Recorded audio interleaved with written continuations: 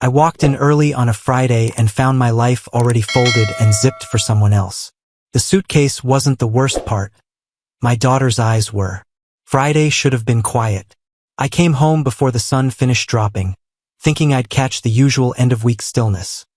TV low, dinner plans half-started, my boots by the door like always. Instead, I heard a zipper.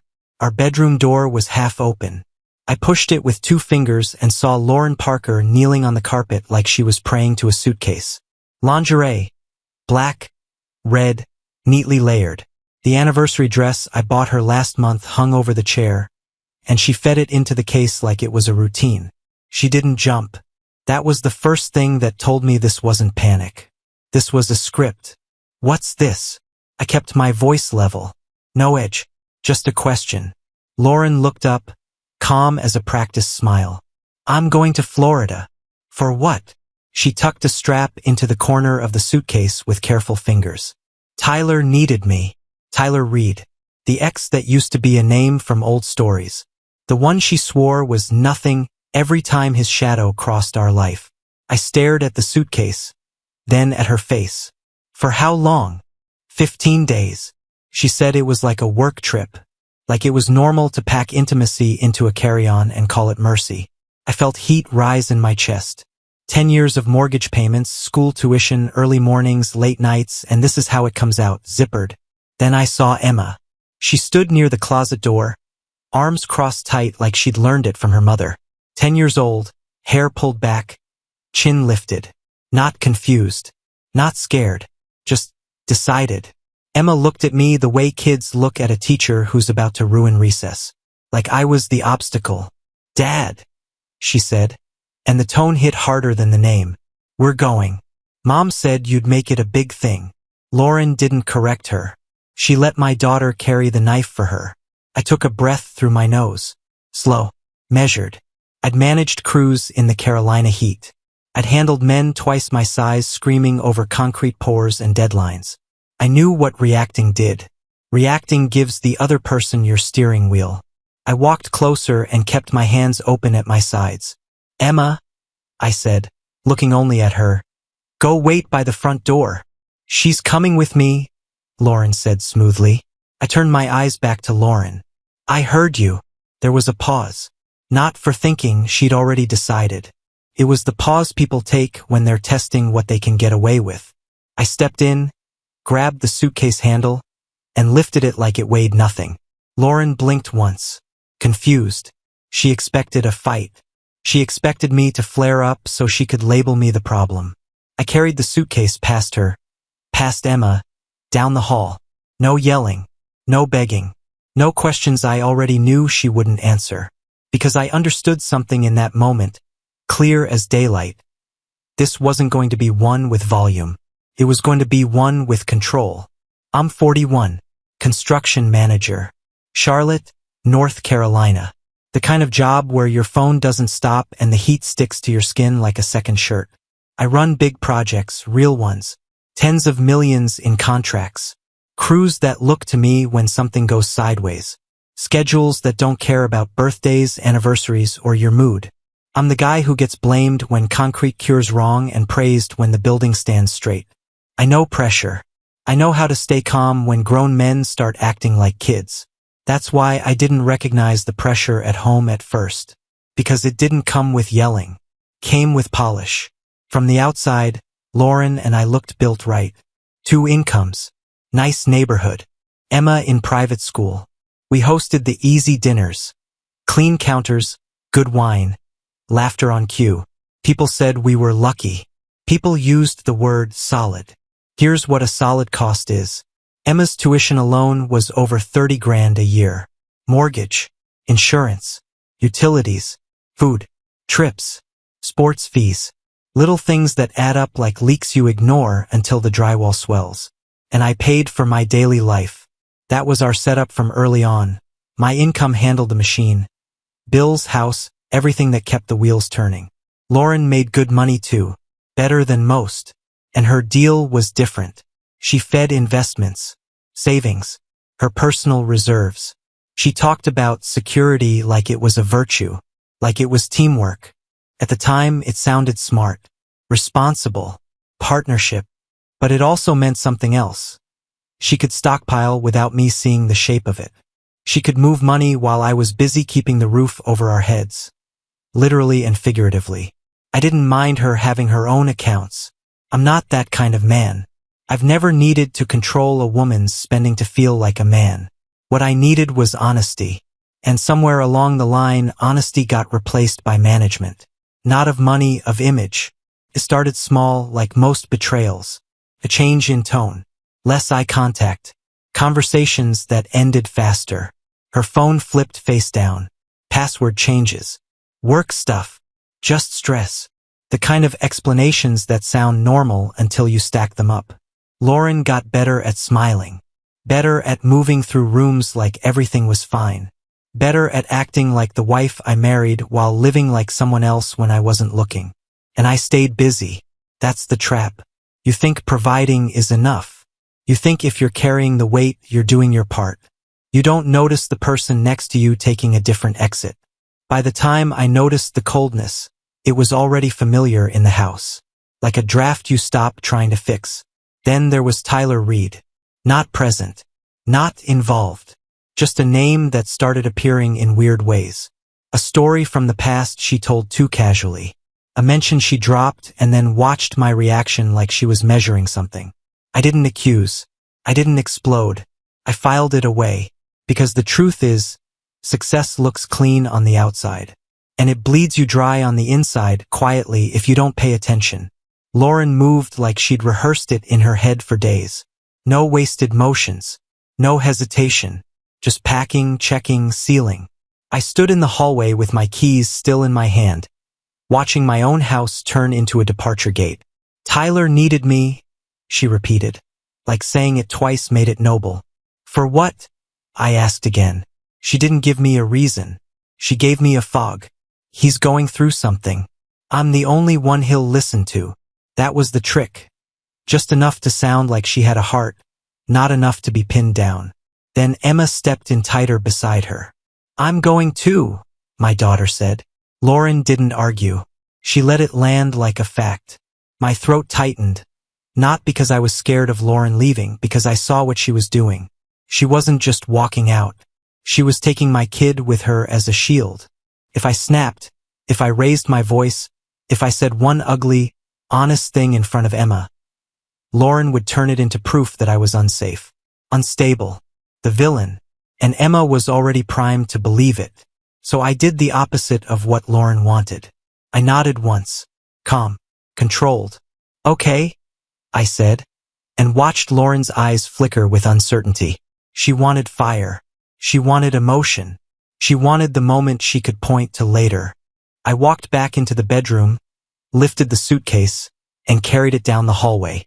Not like a man helping his wife leave him, like a man moving an object. Neutral, quiet. Lauren followed. Emma stayed close to her mother, staring at me like I might change shape. At the front door, I crouched to Emma's level. You have your charger? I asked. She blinked, confused by the normal question. Yes, she said, like it was a test. Good. Call me if you need anything. Lauren's jaw tightened. That wasn't the script either. I wasn't begging. I wasn't threatening. I wasn't giving her anything to twist. Outside, I loaded the suitcase into the trunk.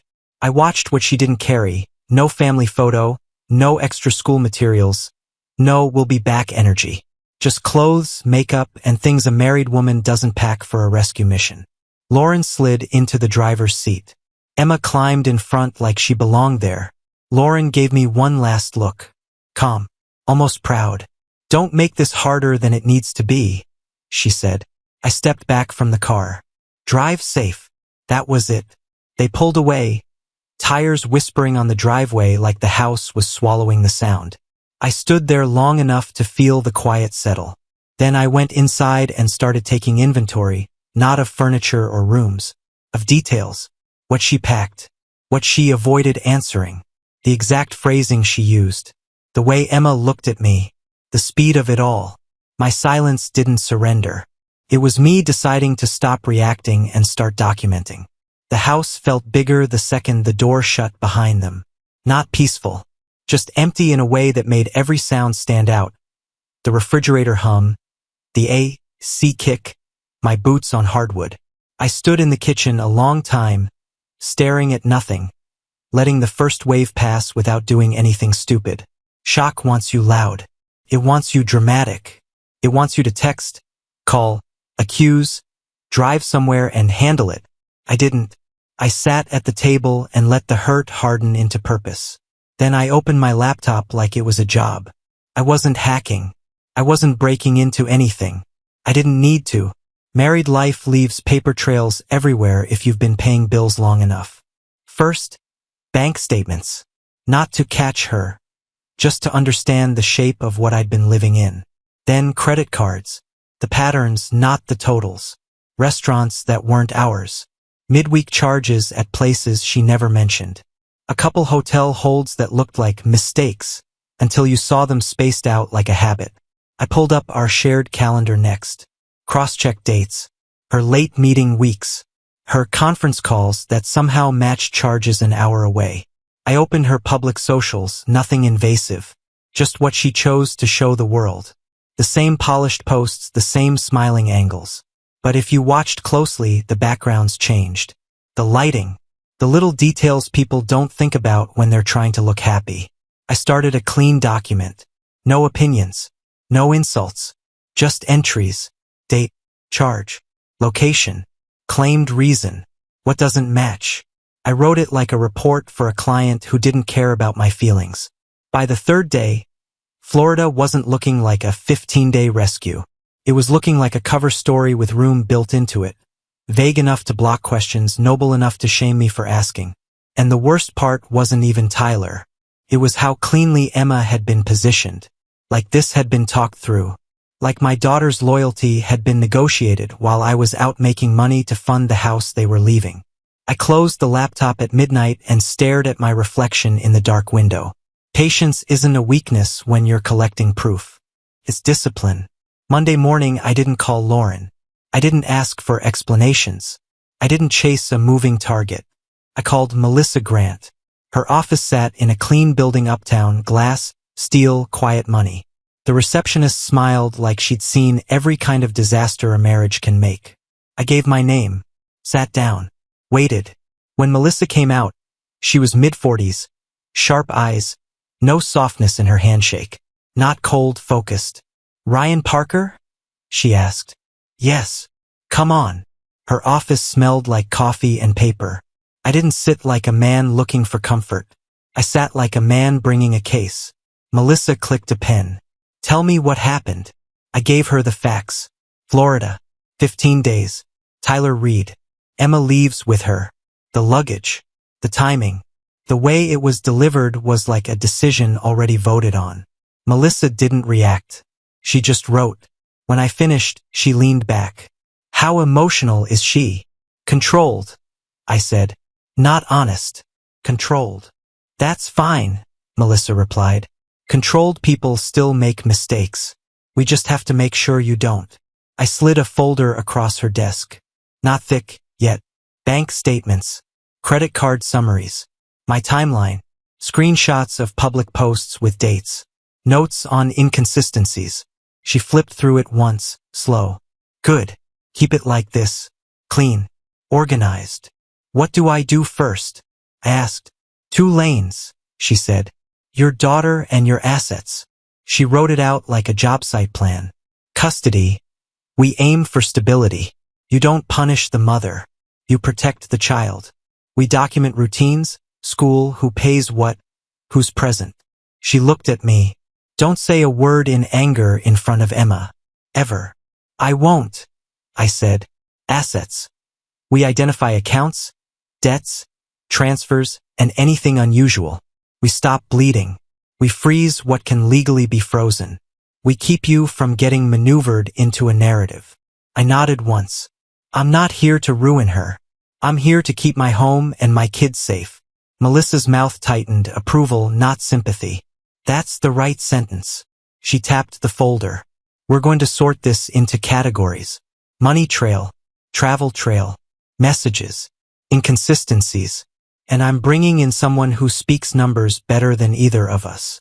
2 days later, I sat in a smaller conference room with a forensic accountant named Paul Drennan. Gray hair, plain suit, quiet voice, the kind of man who didn't need to sound smart because his work did it for him. He scanned the statements and circled 3 items without drama.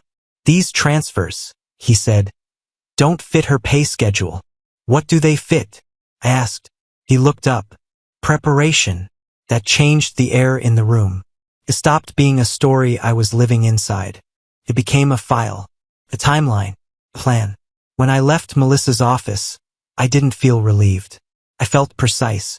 Lauren came back like she was walking onto a stage she owned. 15 days gone. The front door opens. Light suitcase this time, like she wanted the trip to look small in hindsight.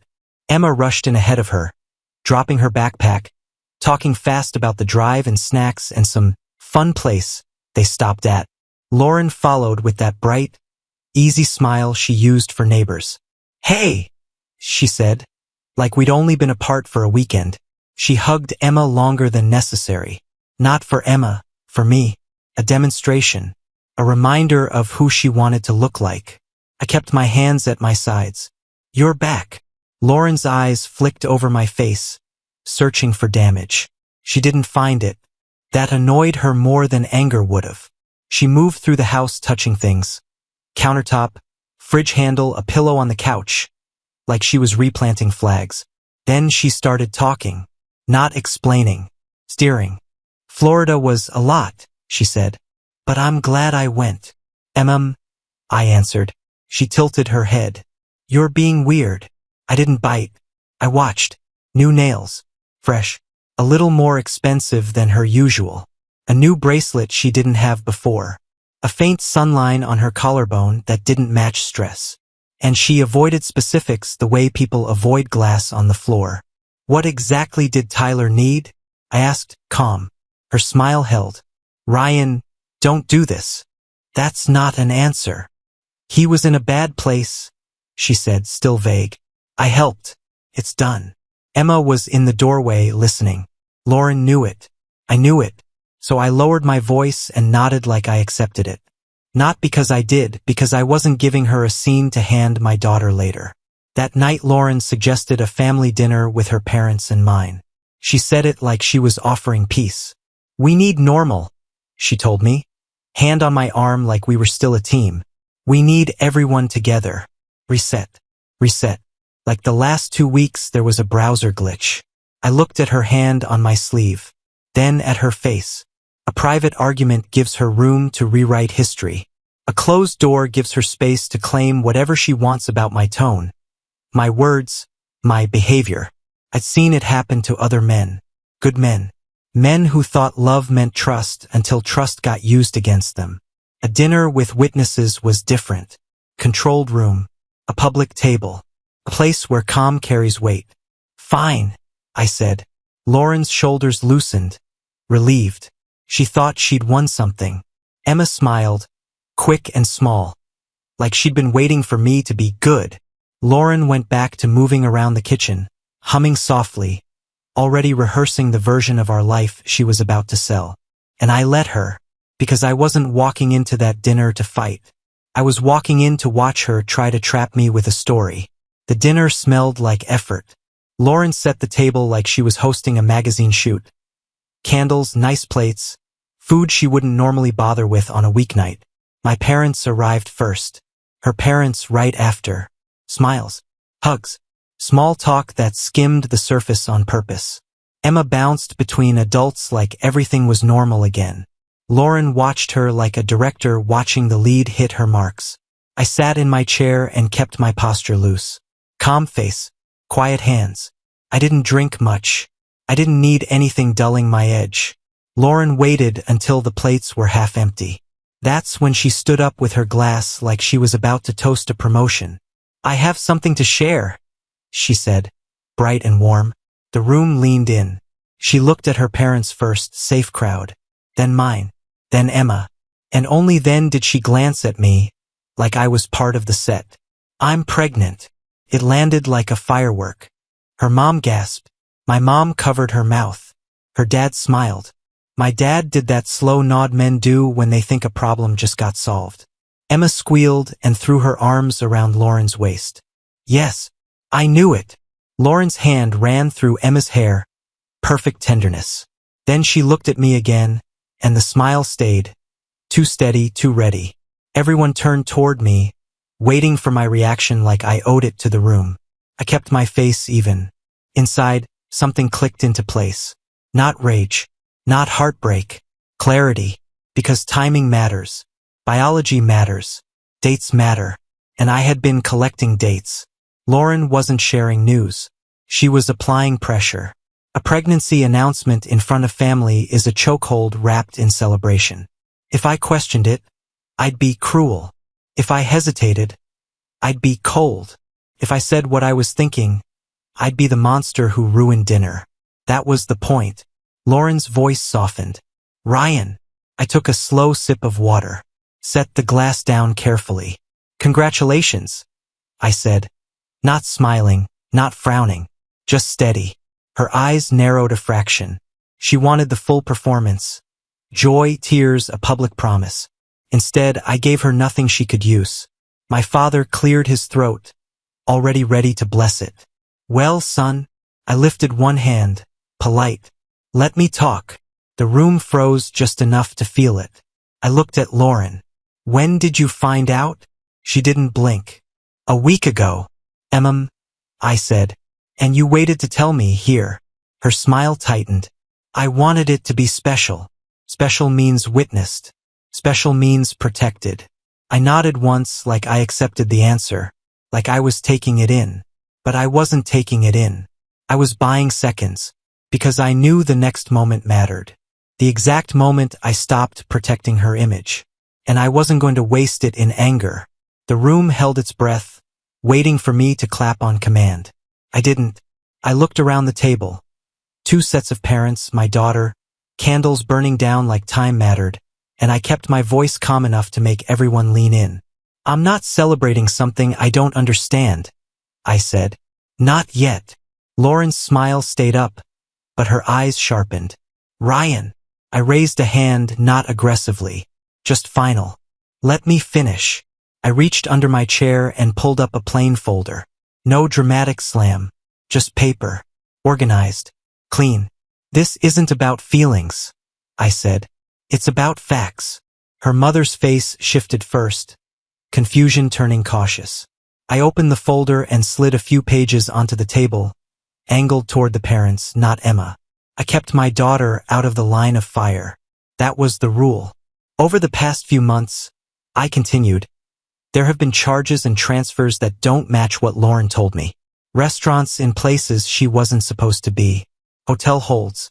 Travel windows that overlap with work and helping. Lauren laughed once, short, sharp. Are you seriously doing this right now? Yes, I said. Same tone. Same volume. Because you chose right now. I pointed to one page, then another. Dates. Locations. Patterns. Nothing flashy. Just a trail that didn't care how good her smile was. My dad leaned forward, reading. Her dad's jaw tightened. Lauren tried to cut in. This is insane. You're twisting. I'm not twisting anything, I said. I'm listing it. Emma looked between us, confused now. Not siding. Not sure. That was better than the certainty Lauren had handed her before. I closed the folder and kept my eyes on Lauren. About the pregnancy, paternity will be confirmed through proper channels. I'm not making claims at a dinner table. I'm making decisions like a father. The word father changed the temperature. Lauren's face flushed. You're humiliating me. I'm refusing to be trapped, I said. There's a difference. Then I stood up slowly, chair barely scraping. Tonight, you're not sleeping here, I told her. You can go to your parents. You can get a hotel. But you're not staying in this house until this is handled legally. Gasped. Whispered Ryan. From my mother. I looked at my parents, then hers. Emma stays here with me tonight. She has school. She has a routine.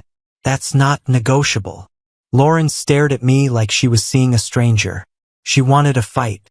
I gave her paperwork and boundaries. Truth doesn't need volume. It needs receipts. After that dinner, Lauren did what controlled people always do when control slips. She went public. Not in court. Not with facts. With a story. By Monday, I was getting texts from her cousins, her friends, even a guy I hadn't seen since high school. Same tone every time. Careful, judgmental. Like they'd been handed a script. You okay, man? Lauren said you embarrassed her. Why would you do that in front of everyone? Are you having a breakdown? I didn't answer most of them. I wasn't going to argue inside a rumor mill. Melissa told me early, never fight in the comments. Fight on paper. So that's what I did. I kept everything official. Emails, filings, documented exchanges. If Lauren wanted to communicate, it happened through text that got saved, or through attorneys. No late-night calls. No emotional conversations. No, just talk to me. That's where people twist you. Emma was the priority. Not my pride. Not my anger. The next morning I got her up like always. Breakfast. Backpack. Hairbrush. Lunch packed. I drove her to school in silence that wasn't cold. Just steady. She stared out the window, chewing on thoughts she didn't have words for yet. At drop-off she paused, hand on the door handle. Mom says you're being mean. I didn't flinch. I'm being careful, I said. There's a difference. She looked at me, searching for cracks. You're not in trouble, I added. And you don't have to pick sides. She nodded, but the kids didn't believe words right away. They believe patterns. So I gave her patterns. Same bedtime. Same homework routine. Same Saturday morning pancakes. Same walks after dinner where we talked about school and music and the small stuff that tells a kid the world is still safe. Lauren tried to disrupt it. She pushed for last-minute changes. Unexpected pickups. Sudden family outings. Emotional messages meant for Emma's ears. I didn't react. I redirected everything back to the plan Melissa filed. Temporary custody schedule, school stability, structured handoffs. When Lauren showed up early one afternoon, I stepped outside and closed the door behind me. Emma wants to come with me, she said, smiling too hard. Not today, I replied. You're punishing me, she hissed. No, I said. I'm protecting her from chaos. Her face changed, anger flashing through the polish. You think you're some hero because you printed bank statements? I kept my voice level. I think you're used to me absorbing consequences so you don't have to. She stepped closer, eyes narrowed. You can't do this without me.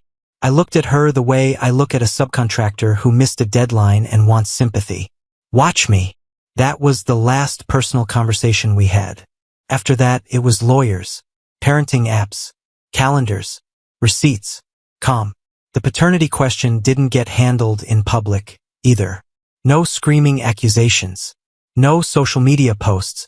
Just a court-ordered process, done quietly. Lauren hated that the most. She wanted drama because drama makes people pick sides fast. Paperwork makes them pause. Over the next few months, the house got quieter in a different way.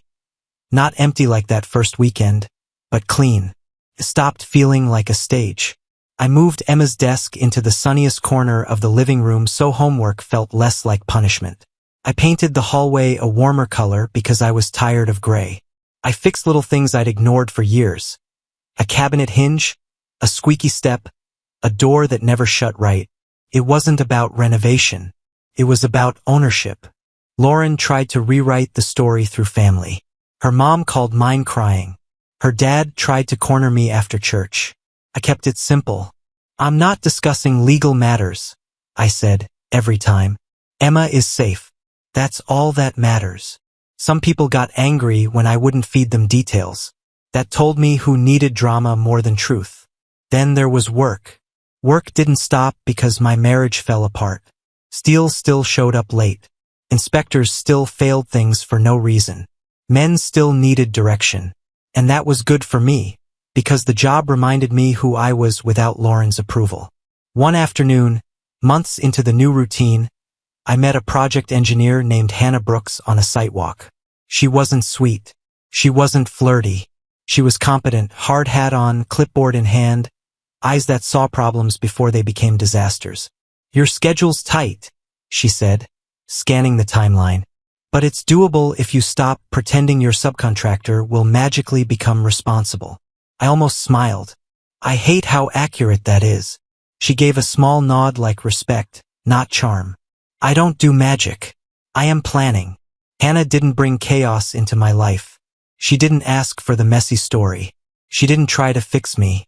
She just showed up consistently, like a person who meant what they said. And that was enough. By the time the separation was finalized, the noise had burned itself out.